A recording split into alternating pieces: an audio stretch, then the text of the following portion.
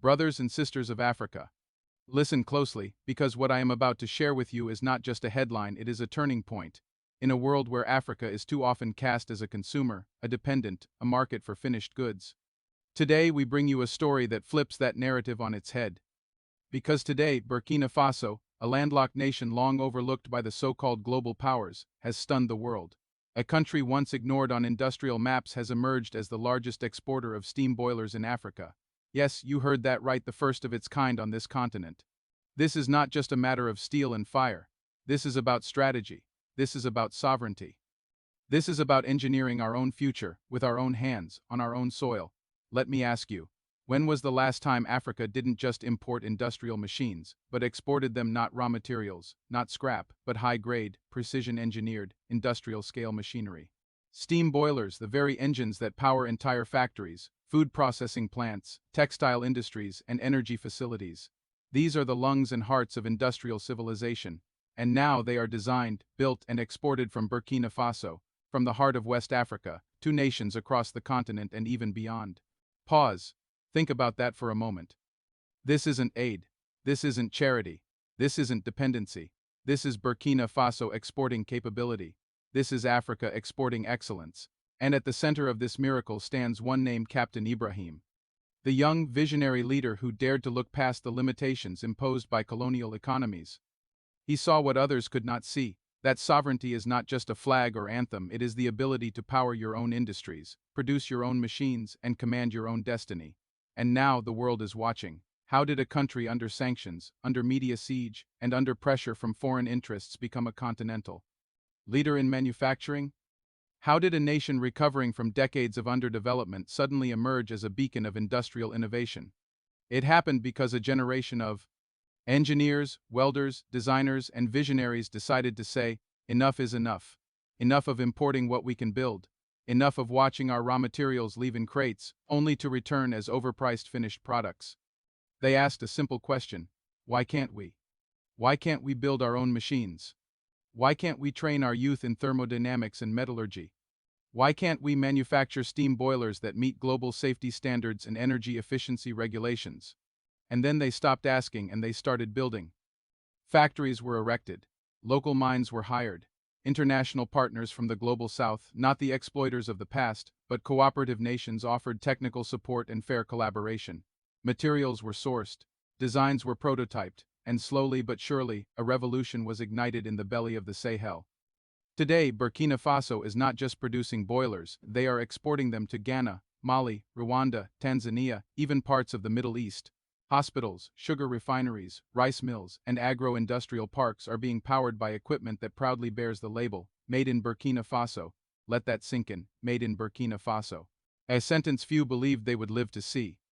And here is the real beauty of it. These steam boilers aren't just symbols of economic growth, they are weapons of resistance. Because every boiler built in Burkina Faso is one less imported from Europe or Asia. Every unit sold is one step away from debt dependency. Every shipment sent out is a blow against the narrative that Africa can't produce. This is Pan-Africanism in practice, not just speeches and slogans, but nuts, bolts, steel, heat, and export contracts signed in local languages. So let us be very clear, this is not a fluke, this is a blueprint, and if Burkina Faso can do it under sanctions, under pressure, under Western surveillance, then every African nation can, but it requires courage. It requires leaders willing to invest not in luxury imports, but in technical schools, vocational training, and industrial parks. It requires citizens willing to buy local, trust local, and build local. It requires a mindset shift that we are not too late to join the industrial age. We are just in time to define it on our own terms. So wherever you are watching or listening from in Nairobi, Lagos, Dakar, Kinshasa, Johannesburg, or beyond, take this as your wake-up call. This is not just Burkina Faso's victory. This is Africa's new standard. A new model is rising, one forged in steel, built in factories, and driven by youth. And from this moment on, the world will no longer say, Africa cannot manufacture. The world will now say, Africa exports steam boilers and Burkina Faso leads the way. Welcome to Talk of Africa 360, your source for insightful news, analysis, and thoughtful commentary. If you value informed perspectives and fact-based reporting, be sure to like, subscribe, and hit the bell so you never miss an update. Disclaimer: The content on this channel is based on reliable public sources and credible online information. It is intended strictly for educational and analytical purposes. We do not promote or endorse political violence, hate speech, or any form of discrimination. Our goal is to inform, not to inflame. Thanks for being here. Let's stay informed together. On this historic third day of August 2025, from the heart of West Africa rises a story so remarkable, so revolutionary, it defies every colonial myth, every doubt ever cast upon African innovation. Burkina Faso, under the visionary leadership of Captain Ibrahim, has just become the single largest exporter of industrial steam boilers on the African continent, a first in Africa's history. Yes, Burkina Faso, a nation once thought of only in terms of aid, instability, and underdevelopment, has emerged as the beating heart of heavy industry, mechanical precision, and Pan-African economic engineering. This is not a dream. This is not speculation. This is reality, measured in tons of exported machinery, jobs created, patents registered, and international demand flooding into Ouagadougou. Brothers and sisters across Africa and the global diaspora, this moment is not just. It is African. It belongs to every black child in Soweto, every student in Cairo, every engineer in Nairobi, every farmer in who dared to believe that Africa could rise not through extraction but through construction. To every African youth listening, watching, or reading, the time is now. If you've ever asked, can Africa lead the world in innovation? Here's your answer. If you've ever doubted whether Africa can produce, invent, export, and dominate industries, look no further. Share this news. Spread this power. Reclaim your narrative. Burkina Faso's industrial miracle is your call to action. Subscribe, organize, innovate. Because what started in Ouagadougou is already radiating through all of Africa. And soon it won't just be steam boilers, it will be turbines, vehicles, satellites, reactors, and engines. Born of African genius and African sweat. Now let's unfold the full story of how a small, landlocked nation defied every prediction and redrew the map of African industry. Once seen by the outside world as merely a rural, low-tech, post-colonial frontier, Burkina Faso has now proven to Africa and the globe that self-determination is not an ideology.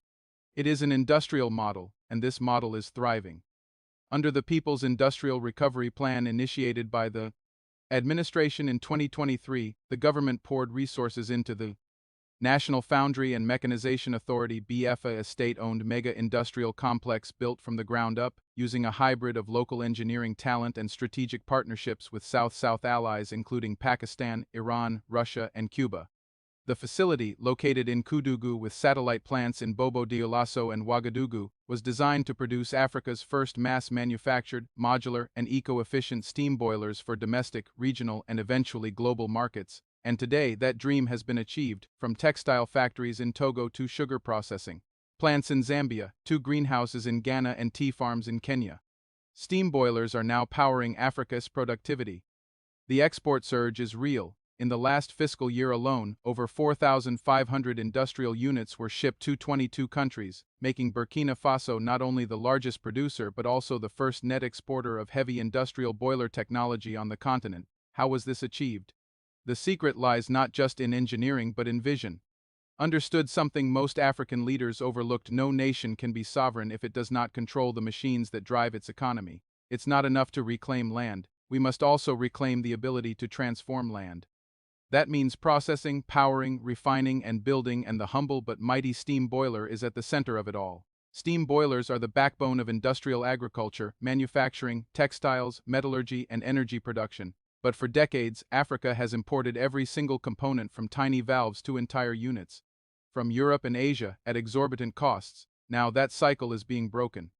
Engineers trained in Iran, Brazil, and Russia returned home to lead R&D programs that adapted boiler technology to African realities: variable water quality, inconsistent power grids, rugged terrain, and low-maintenance access. The result: a robust, low-cost, high-efficiency unit tailored specifically for African industries. But this success didn't come overnight. It began with sweat and sacrifice. When the BFA was announced, it was mocked by international experts and derided by French media as idealistic populism. Western consultants said Burkina Faso lacked the expertise, the logistics, and the capital. They were wrong on all counts. Capital came from Pan-African solidarity bonds and strategic barter deals: gold, cotton, and manganese exchanged for equipment and technology transfer from allies. Expertise came from diaspora engineers who returned home after years abroad, and logistics: solved by a revolutionary new West African freight corridor, co-built with Mali and Niger, linking ports and rail lines directly to Burkina Faso's industrial zones. Today, the very nations that once scoffed are queuing up to buy, yes, to buy. Made machinery. France's agribusiness firms now operate African subsidiaries powered by steam units built not in Marseille but in Koudougou. South African mining conglomerates have begun replacing expensive European boilers with models, citing lower maintenance costs and higher thermal efficiency. And for the first time ever, Burkina Faso has opened a line of credit for boiler exports to South America, with trade agreements synced between Ouagadougou and Bolivia, Paraguay, and Venezuela. But this achievement is not just economic, it is psychological, cultural, and historical. For centuries, Africans were told they could not build, that their destiny was to supply raw materials, not finished products, that their nations were too poor, too unstable, too tribal to develop precision machinery. Today, steam boilers are not just fueling industry, they are shattering mental chains, proving to a whole generation that there is no such thing as too African to engineer. In schools across Burkina Faso, young girls and boys now take field trips to industrial parks, not just museums. They no longer dream of fleeing to Europe, they dream of building Africa's next power grid, its next electric car, its next locomotive, and the jobs. Over 42,000 direct and 120,000 indirect jobs have been created across 3 years. Welders, designers, metallurgists, quality control experts, software developers, logistics managers, the industrial revolution is real, and it is feeding families across West Africa, but Ibrahim is not stopping there. The next 5-year plan includes a Pan-African Mechanization Export Consortium, with Mali, Guinea, and Niger joining to build agricultural and industrial equipment jointly under a shared African patent network. The launch of Afriboil, a Pan-African steam technology exhibition hosted annually in Ouagadougou, with the 2026 edition already receiving delegations from 36 countries. The establishment of the African Institute of Boiler and Thermal Science, offering continent-wide scholarships for mechanical engineering, thermodynamics, and automation. Meanwhile, young African entrepreneurs are already developing mobile, solar hybrid steam units using components ideal for rural agro-processing in remote areas. The ripple effect has just begun. The World Bank and IMF, caught off guard, have offered Burkina Faso assistance packages to modernize the program. Politely declined. Why? Because Africa needs no approval to succeed. It needs no permission to rise, and Burkina Faso has now shown the way. Let us also be clear about the geopolitical implications. This isn't just economics, this is the assertion of African industrial sovereignty in a global system that thrives on our dependency.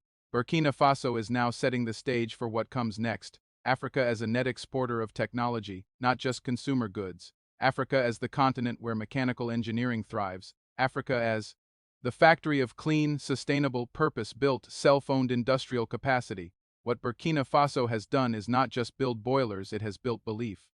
And belief, dear brothers and sisters, is the most powerful resource Africa has ever had, and for too long, the one we were denied. Let this message travel from Addis Ababa to Dakar, from Lusaka to Casablanca. You do not need permission to build. You do not need the West to manufacture. You do not need foreign validation to lead. You need vision, unity, courage, and the will to create with your own hands. To all African leaders, if a landlocked nation under economic siege can become an industrial power, then so can you. But you must make the choice to invest in youth, to trust your people, and to break free from aid dependency. To African students and engineers, your future does not lie in visas and outsourced coding contracts. It lies in African factories, African laboratories, and African-owned innovation. To the world, get ready. Africa is no longer the backyard of empires, it is now the birthplace of a new industrial age. To Captain Ibrahim and the people, history will remember you not only as liberators but as builders of the African century. Let this steam rise. Let it rise until it powers every corner of Africa, until it lifts our industries, our dignity, our hopes, and our future. This is not the end. It is only the beginning. Let the world know. Africa is rising not by miracle, but by machine, not by aid, but by action, not by hope alone, but by hard, honest, Pan-African industry. Burkina Faso has spoken with fire, with steel, with purpose, and to the rest of the continent we say, you are next. If you believe in this vision, don't just watch it unfold. Be part of it. Share this message. Amplify this history. Demand your leaders replicate it. Demand local factories, local education, and local ownership. Subscribe to our platform for more groundbreaking African stories that global media will never tell you, because here we Don't just report the news, we forge the future. Africa is ours, the tools are ours, the fire is ours, and now the boilers are ours too. As reactions continue to pour in from across the continent, one thing is clear. Africa is demanding respect, sovereignty, and accountability. Was this just a diplomatic misstep or a deeper sign of shifting global alliances? We'll be watching closely. If you found this story important, don't forget to like, share, and subscribe for more real, unfiltered African news. This is Talk of Africa 360, telling the stories that matter.